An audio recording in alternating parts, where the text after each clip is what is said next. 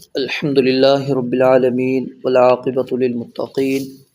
والصلاة والسلام علی سید الانبیاء والمرسلین اعوذ باللہ السمیع العلیم من الشیطان الرجیم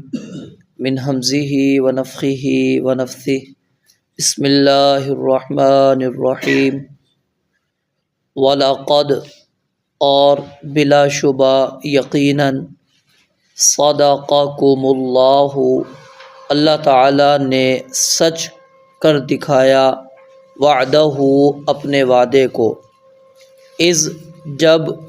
تحسونہم تم انہیں کاٹ رہے تھے بِإِذْنِهِ اس کے حکم سے حتیٰ یہاں تک کہ اذا جب فشلتم نے ہمت ہار دی، یعنی یہ ایسی بزدلی یا ایسی کمزوری جو بزدلی کے ساتھ ہو۔ وَتَنَازَعْتُمْ اور تم نے آپس میں جھگڑا کیا فی الامر حکم کے بارے میں، وَعَصَيْتُمْ اور تم نے نافرمانی کی من بعد ما اراکم اس کے بعد کہ اس نے تمہیں دکھا دی ما وہ چیز تحبون جسے تم پسند کرتے تھے، منکم تم میں سے کچھ ایسے ہیں من یرید الدنیا جو چاہتے ہیں دنیا کو، ومنکم اور تم میں سے کچھ ایسے ہیں من یرید الآخرۃ جو آخرت کو چاہتے تھے، ثم پھر صرفکم اس نے پھیر دیا تمہیں عنہم ان سے، لیبتلیکم تاکہ وہ تمہیں آزمائے، وَلَقَدْ اور بلا شبہ یقیناً عفا معاف کر دیا عنکم اس نے تمہیں، واللہ ذو فضل علی المؤمنین اور اللہ تعالیٰ ایمان والوں پر بڑے فضل والا ہے۔ ایک مرتبہ پھر دیکھیں، وَلَقَدْ اور بلا شبہ یقیناً صدقکم اللہ سچا کر دیا اللہ تعالیٰ نے تم سے وعدہ اپنا وعدہ، اذ جب تحسونہم تم انہیں کاٹ رہے تھے بِإِذْنِهِ اس کے حکم سے، حتیٰ اذا فشلتم یہاں تک کہ جب تم نے ہمت ہار دی، وَتَنَازَعْتُمْ فِي الْأَمْرِ اور آپس میں تم نے جھگڑا کیا حکم کے بارے میں، وَعَصَيْتُمْ مِن بَعْدِ مَا أَرَاكُمْ مَا تُحِبُّونَ اور تم نے نافرمانی کی اس کے بعد کہ اس نے تمہیں وہ چیز دکھا دی جسے تم پسند کیا کرتے تھے، مِنْكُمْ مَن يُرِيدُ الدُّنْيَا تم میں سے کچھ وہ تھے جو دنیا چاہتے تھے، وَمِنْكُمْ مَن يُرِيدُ الْآخِرَةَ اور تم میں سے کچھ وہ تھے جو آخرت چاہتے تھے، ثُمَّ صَرَفَكُمْ عَنْهُمْ پھر اس نے تمہیں پھیر دیا ان سے، عنہم ان سے، لیبتلیکم تاکہ وہ آزمائے تمہیں، وَلَقَدْ عَفَا عَنْكُمْ اور بلا شبہ یقیناً اس نے تمہیں معاف کر دیا، وَاللَّهُ ذُو فَضْلٍ عَلَى الْمُؤْمِنِينَ اور اللہ تعالیٰ ایمان والوں پر بڑے فضل والا ہے۔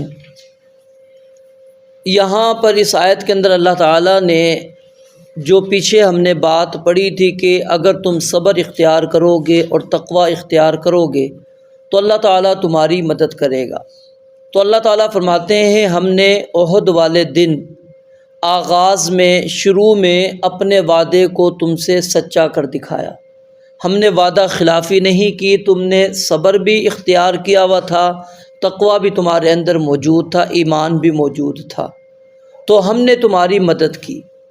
اور تم ان کو کاٹ رہے تھے، ان کو ذبح کر رہے تھے، ان کو تم قتل کر رہے تھے بِإِذْنِهِ اللہ تعالیٰ کے حکم سے۔ اور آپ کو میں نے آغاز کے اندر بتا دیا تھا، واقعہ کی طرف اشارہ صرف کروں گا بھی، کہ مسلمانوں نے کفار کو کیا دے دی؟ شکست دے دی، اور وہ بھاگ گئے، حتیٰ کہ جو ان کی عورتیں تھیں وہ بھی اپنے کپڑوں کو اٹھا کر، یعنی جس طرح بھاگنے کے لیے انسان شلوار اوپر کر لیتا ہے تو پنڈلیوں تک انہوں نے اپنی شلواریں کر کے وہ بھی دوڑ لگانا انہوں نے شروع کر دی۔ تو اللہ رب العالمین فرماتے ہیں اللہ نے تم سے اپنے وعدے کو سچا کر دکھایا تھا، تمہاری مدد کی تھی اور تم نے ان کو قتل بھی کیا اور وہ میدان قتال کو چھوڑ کر چلے بھی گئے۔ لیکن رسول اللہ صلی اللہ علیہ وسلم نے پہاڑی کے اوپر 50 صحابہ کو مقرر کر دیا تھا۔ عبداللہ بن جبیر رضی اللہ تعالیٰ عنہ کو آپ نے ان کا امیر مقرر کیا تھا، اور صحیح بخاری کے اندر روایت موجود ہے، آپ نے فرمایا تھا کہ اگر تم دیکھتے ہو کہ ہمیں مدد کی ضرورت ہے، ہمیں مدد کی ضرورت ہے، تو پھر بھی تم نے نہیں آنا، اور اگر تم دیکھتے ہو کہ ہمیں فتح ہو چکی ہے پھر بھی تم نے نہیں آنا۔ یعنی کسی صورت میں بھی آپ نے وہاں سے ہلنے کی ان کو اجازت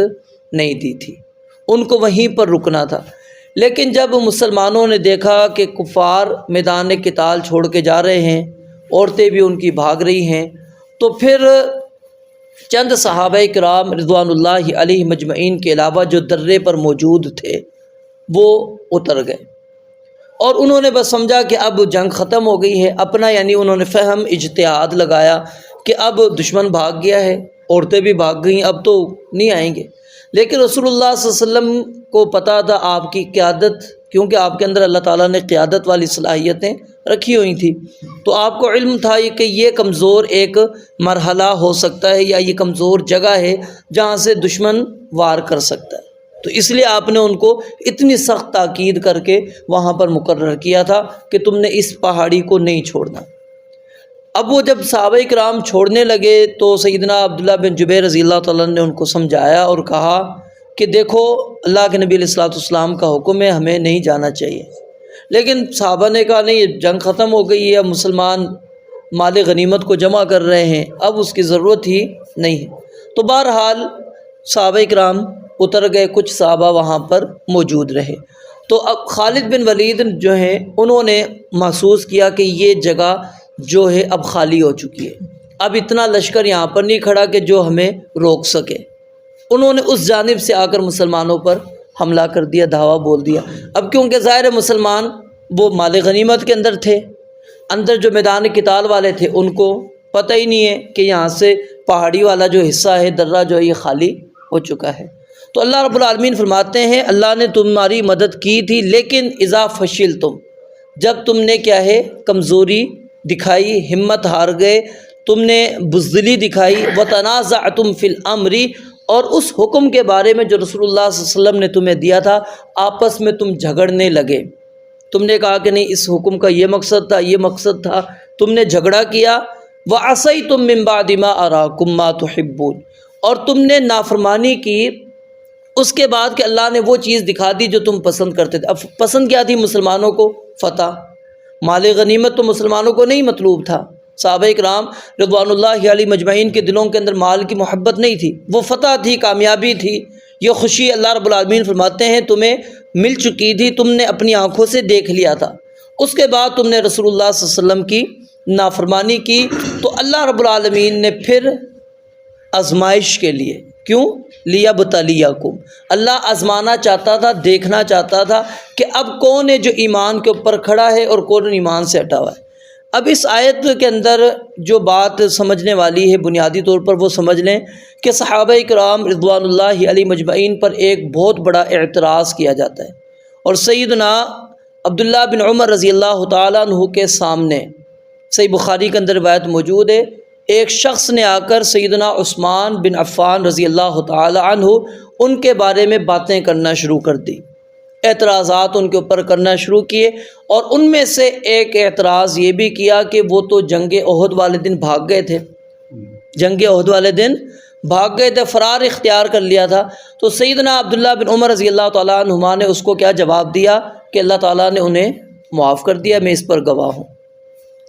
اب یہاں سے جو چیز ہے ایک حصے کو تو ہم نے لے لیا، پکڑ لیا کہ صحابہ نے غلطی کی، درے کو چھوڑا، صحابہ نے منکم من یرید الدنیا، دنیا کے پیچھے چلے گئے، مال غنیمت کے پیچھے چلے گئے، رسول اللہ صلی اللہ علیہ وسلم کی نافرمانی کر دی، ان کو تو مال کی حرص تھی۔ یعنی نعوذ باللہ ہم ایسے الفاظ استعمال کرتے ہیں، میں وہ استعمال نہیں کرنا چاہتا، کہ جو ہم سوچتے بھی نہیں ہے کہ یہ کس کے بارے میں ہم کہہ رہے ہیں، جن کو اللہ رب العالمین نے معاف کر دیا ہے، جن کے بارے میں اللہ تعالیٰ نے کہا رضی اللہ عنہم ورضوا عنہ، اللہ ان سے راضی اور وہ اللہ سے راضی۔ اللہ نے ان کو کامیاب کہا، ان کو مومن کہا۔ یہ قرآن جو آپ پڑھتے ہیں اس میں جو جو چیزیں موجود ہیں یہ صحابہ کی ہیں، میری اور آپ کی نہیں ہیں، ہماری تو کوئی ضمانت نہیں ہے، قیامت تک آنے والے کسی شخص کی کوئی ضمانت نہیں ہے۔ یہ صحابہ کو اللہ تعالیٰ مومن قرار دے رہے ہیں، صحابہ کو کامیاب قرار دے رہے ہیں، سچے قرار دے رہے ہیں، متقی قرار، جتنی بھی صفات ہیں ان کے اول مصداق صحابہ کرام رضوان اللہ علیہم اجمعین ہیں۔ ان کے اندر یہ چیزیں موجود تھیں، ان کے بارے میں ہم اپنے زبان کو بڑھا دیتے ہیں اور پھر زبان طعن کرتے ہیں کہ جی وہ دیکھیں میدان قتال کو چھوڑ گئے۔ اگر اللہ تعالیٰ نے یہاں پر یہی چیز رکھنی ہوتی تو اگلا جملہ اللہ تعالیٰ پھر بیان نہ کرتے کہ وَلَقَدْ عَفَا عَنْهُمْ، کہ اللہ تعالیٰ نے انہیں معاف کر دیا، عنکم، اللہ تعالیٰ نے تمہیں معاف کر دیا۔ تو اللہ تعالیٰ نے جب معاف کر دیا تو پھر اب صحابہ کی گویا کہ غلطی نہیں رہی، یعنی جب غلطی کو معاف کر دیا جاتا ہے تو پھر وہ غلطی نہیں رہتی۔ اگر آپ اس کو معاف کرنے کے بعد بھی اس کو غلطی شمار کریں